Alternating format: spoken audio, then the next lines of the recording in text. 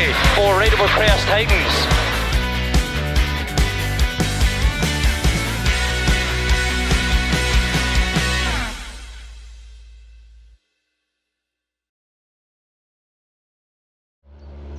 Last time out then, in the Britpart Pioneer All-Wheel Drive Safari Championship, we saw a frantic battle for the lead. No fewer than 3 leaders throughout the event.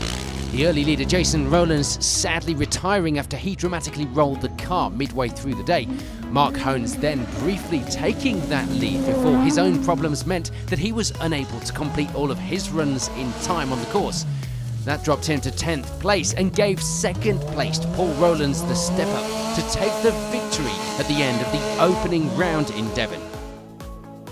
The second round of the championship then was scheduled to be in Wales, but with restrictions not being lifted in time, it would be a few weeks later before the crews were back in action in Minehead this time. A mix of open fields and tight technical sections in the woods. Speed will be important here, but reliability and keeping it tidy will be what can win or lose the event. Let's head out onto the course, and it's been too long since last time, hasn't it? And on to the action. We would see a good early lead from Bruce Mallet and Rob Boole opening up as well. They were making some changes to the settings, and it was fair to say it was working, leading overall by just over half a minute at this early stage.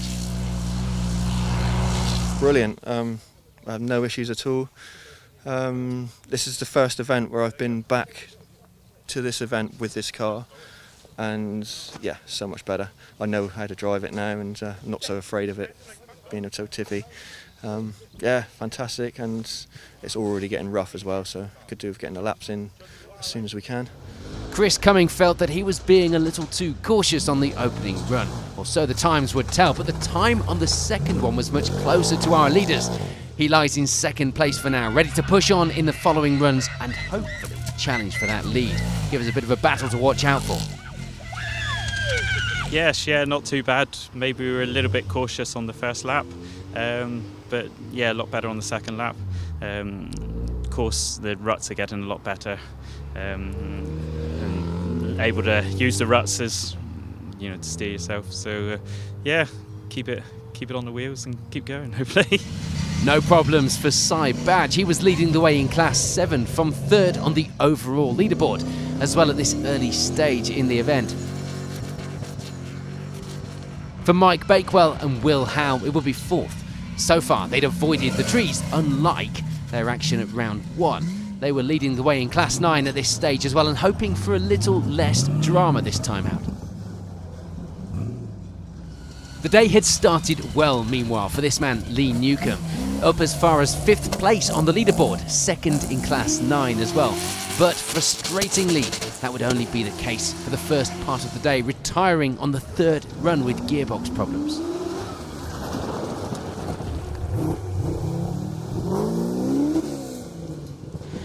So for now, it will be 6th place overall, 3rd in Class 9 for Andy Skelly. Of course, that will be set to change in the next run when he would hopefully inherit that position vacated by Newcomb. Of course, nothing is certain in this game. He'd have to keep this pace up himself as well.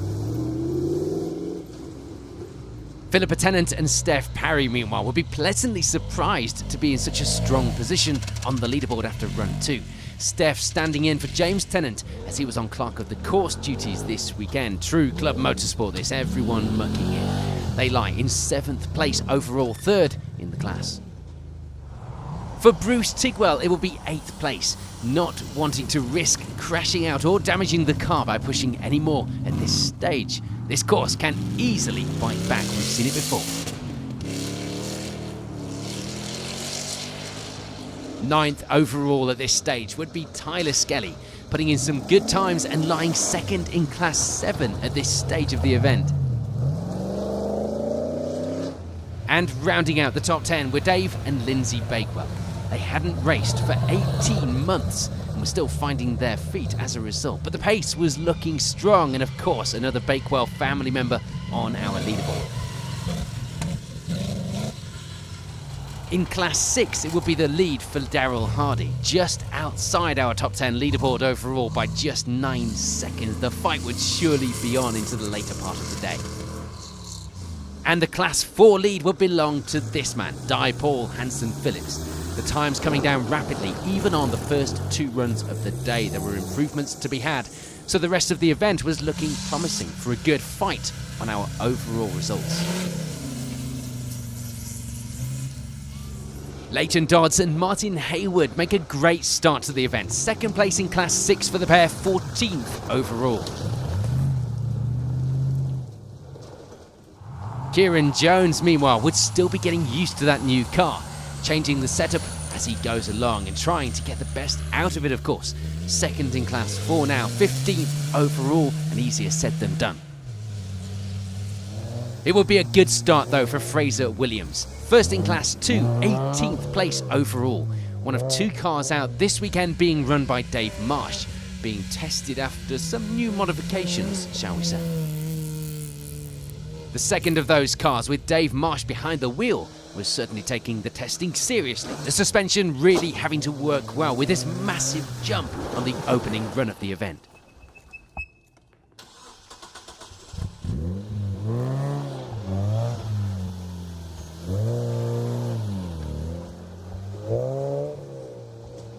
There'd be around a minute of a lead for Adrian Beer in the Class 1 battle, if you could call it that. Going well though, clearly pushing the Freelander well right from the start. A distant, for now, second place in that class would be Ian Gwilym. A little time to make up then to chase for the lead, but with only a few seconds to third place behind. So he'd have to watch out, and he'd have to keep that concentration up out there on the course.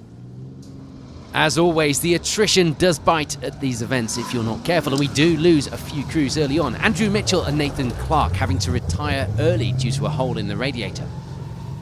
We'd also lose Andy Dare, the car parked up in the woods on the first run of the event, going no further.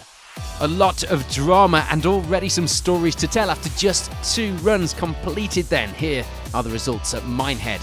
It's shaping up nicely for a good battle throughout the leaderboard today. Without further ado then, let's go on to the next runs here at Minehead. There'll be some change at the top. Chris Cumming continues to increase the pace, putting the pressure on and taking the lead on run 3, but only by a very small 5-second margin. Yes, yeah, all good. We seem to have come closer to Bruce. He had an amazing first lap, which I couldn't live with. But ever since then we got faster, and he's stayed about the same. So it's looking good. Apart from that pace from Cumming, there was another reason for Bruce Mallet and Rob Ball handing over that lead without too much of a fight, and it was a broken shaft on run 3. It cost the pair around a minute, which, if you remember, was about the lead, funnily enough. They got the problem sorted though, back out to put in some good times and close that gap, but the run times were now pretty evenly matched, so it's going to be a close fight. That's good news for us though, right? Laps are good, but we lost rear wheel drive quite early on in the lap, lost a minute. So we're fighting quite hard with Chris now. I think we're about 16 seconds behind, 2 laps to do. So I'm just going to go all out and see what happens. No issues for Cy Badge, watching the drama unfold up ahead. The course getting a little rougher, but he still managed to keep hold of that 3rd place overall, leading the way in Class 7 still. It's getting rougher, that's for sure, isn't it? Very rough. Yeah, we thought, it's not going to be too bad today, but it is getting much rougher, and the times are slowly coming down, or going up, I should say. Well, yeah. It's just getting so rough out there, you know. A small overshoot on run 3 and a few suspension issues were preventing Mike Bakewell and Will Howe from getting into the podium positions, but they do continue to hold on to their 4th overall and the Class 9 lead. Those issues not costing them enough to drop them down the results, thankfully.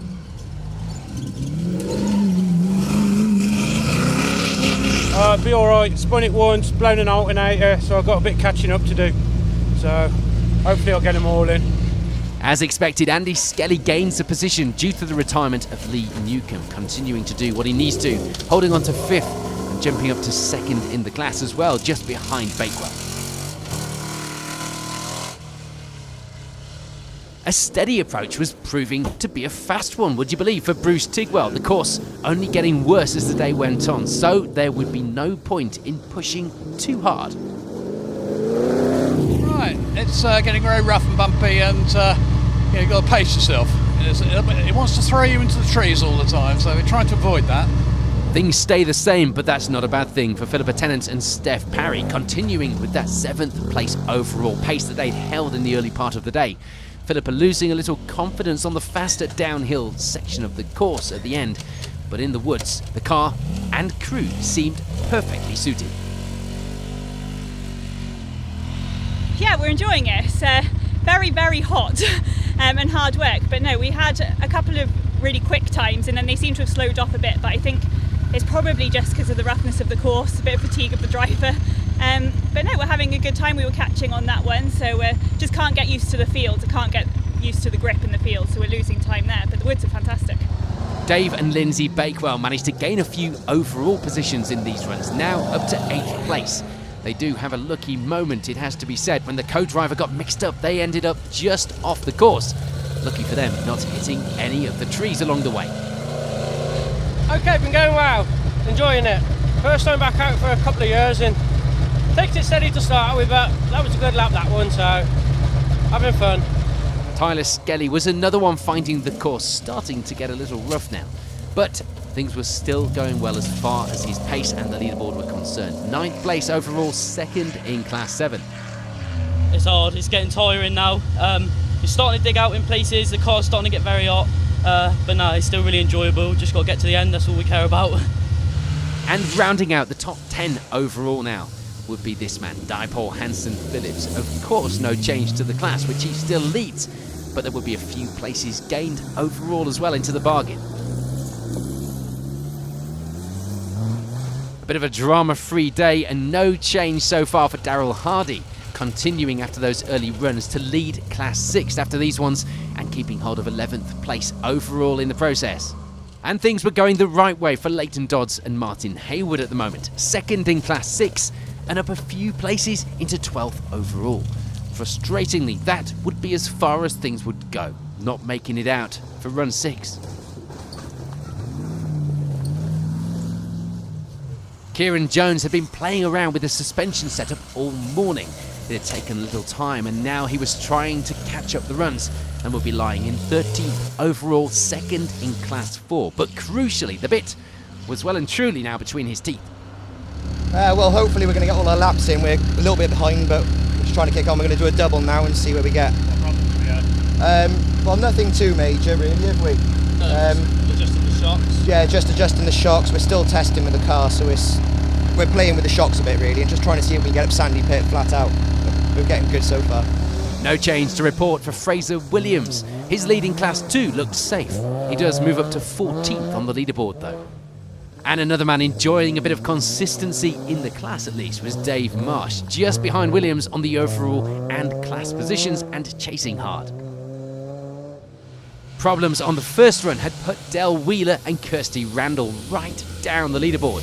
Thankfully, their times were now looking better. They climb up as far as 16th place overall at this stage. It's a big turnaround, 3rd in Class 6. Margaret Bakewell, Trish Bradley alongside. There was more pace to come from the pair, but experience was key at this stage and on this course. Getting the events and the miles in before pushing for those big results. For now, it will be 3rd in Class 7, 18th overall. Not bad for not pushing for those big results. We could always go faster, but I just want to bring herself, myself and the car back in one piece and finish. And have fun. That's the main thing. In Class 1, we have a bit of change to contend with. Previous 2nd place Ian Gwilym stepping up to take the lead in that class now. The battle, as we'd predicted, was on. There'd also be a place gained for Andy Kent and James Withers. They step up from a previous 3rd place this morning to 2nd in the class now. And of course, you may have been wondering, all of these changes were due to a drop down the order for Adrian Beer. 3rd place in the class now, a few minutes back as well, thanks to problems on run 5, which would ultimately put paid to their day. He retires after this run. A problematic day would be similarly frustrating for Ed Barnes and Will Freeman. Their first time out, and things were going well right up until run 4 when the trailing arm snapped on the car. They'd get back out with some welding repairs in service, but ultimately they'd retire with persistent gearbox gremlins on top of that trailing arm, putting them out of the event. So the attrition's high, the course is starting to get rough, and the pace and the battles throughout the leaderboard are hotting up. Just 3 runs remaining here at Minehead, the time's close at the top. Here's how things are shaping up. On to the final runs of the day then, and with the loss of Adrian Beer, it would be just 2 finishers to report in Class 1, Andy Kent and James Withers taking that 2nd place. That does mean it's a hard-fought and well-deserved class win for Ian Gwilym. A good result, endurance paying off to take the class win in the end here at Minehead. For Margaret, Bakewell and Trish Bradley, there'd be no change to that 3rd in class. On checking the car at home though, they discovered a broken steering box, so they were lucky to even finish the event at all. Probably says something else about Margaret's heroic driving on the day.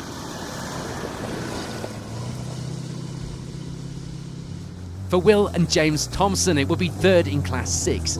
The brothers out on their first comp safari in a budget racer. Leaf Springs was certainly making the day a little rough, shall we say. Hard to hang on to is another way of putting it, but there was no shortage of smiles on their debut in the sport. There's frustration though, and a little less smiling going on for Philippa Tennant and Steph Parry. Their fantastic result, or so it was looking, was ruined when they break both rear drive shafts on run 7. The resulting maximums for the final 2 runs of the day drop them right down to 14th on the leaderboard.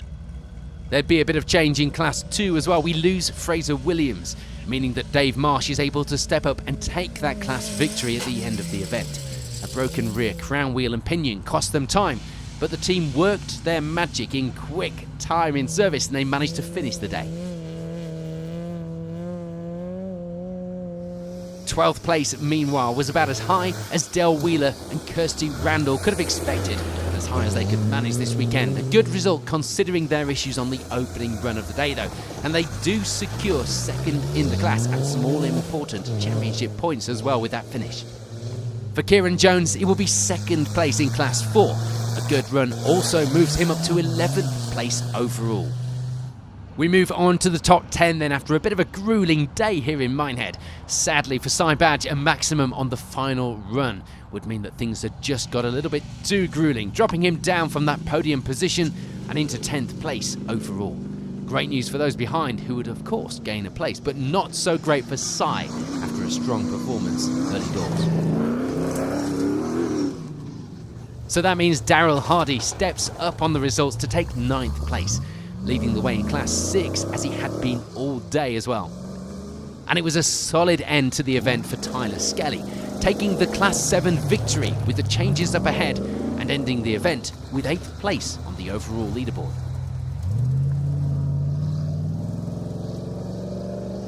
It would be a celebrated Class 4 victory for Di Paul Hansen Phillips. Run 7 being his fastest of the day, and boy was it fast. For Bruce Tigwell, it will be 3rd in Class 9, as well as 6th place on the overall leaderboard. Some more good championship points to add to that finish from the opening round as well. And of course, 2 rounds in and with 1 dropped already in Wales, eyes are on those championship positions. You'd be daft not to.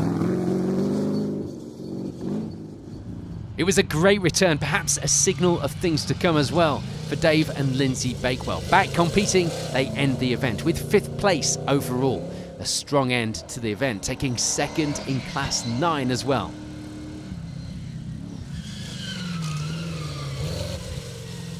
And taking the victory there in Class 9 will be Andy Skelly, ending the event 4th place overall. A strong run from him today. That surprise loss of Cy Badge meant that Mike Bakewell and Will Howe were now able to gain a position and round out our podium finishes this weekend in Minehead. It was a little better and a lot less eventful than their finish at the opening round. The fight for the victory really would go down to the wire as we predicted. Bruce Mallet and Rob Bull going all out on their final lap. The gloves were off, in fact only Bruce would, as he left his co-driver behind to save weight. Less gloves, I suppose. Sadly, midway through a great run, he'd be red flagged due to an incident ahead, having to take a rerun, not wanting to push as hard and risk it all again. Perhaps he'd given it all he had. He'd eventually settle on a hard-fought and well-deserved 2nd place overall. So that of course means that it is victory for Chris Cumming. He'd also kicked out the co-driver for the final run and went all out guns blazing to try and take back enough time to take that win. Of course, he didn't know what was happening on the course away from where he was, putting in a fantastic time on the sheets on the final run of that event to take victory by just 9 seconds. So after we've all caught our breath after that close battle there at the end, it's all decided now. Here is a reminder of those final overall positions at Minehead in the Britpart Pioneer All-Wheel Drive Safari Championship, which I am sure you will agree has delivered once again at only the second round of the series. Yes, yeah, I took every single possible risk I could, used every single rut, just had it on 2 wheels several times. Yeah, really pushed and eked out every single little bit I possibly could. Yeah, but what a battle with Bruce today. We changed the lead, I think, about 3 or 4 times. It was nip and tuck all day. He had the pace on me most of the day, but yeah, the last lap won it for us. I knew I had to do a 9:46 and just went for it, really. Last 2 laps we knew it was going to be tight, so I ditched my co-driver for getting some extra, and I think he's done the same as well. I decided to risk everything and went for it, and then the course was blocked, so I got stopped. So I had to kind of regain myself and do it again. It was pretty quick, but not as quick as the one I ditched. Looks like he's got it, so second place. Have to try again. But to be fair to him, he pulled out a massive time, nearly 40 seconds more than he's done all day. So he's found that somewhere. Fair play to him. Try again next time.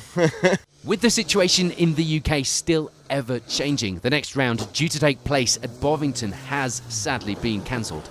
That means we have a little longer to wait for the championship to get back underway. It'll be in July at the Curtin Off-Road Centre. But we will of course be there to bring you all of the action as soon as it gets underway. And you can catch all of the previous rounds so far here on our Special Stage Facebook page. Thank you for watching.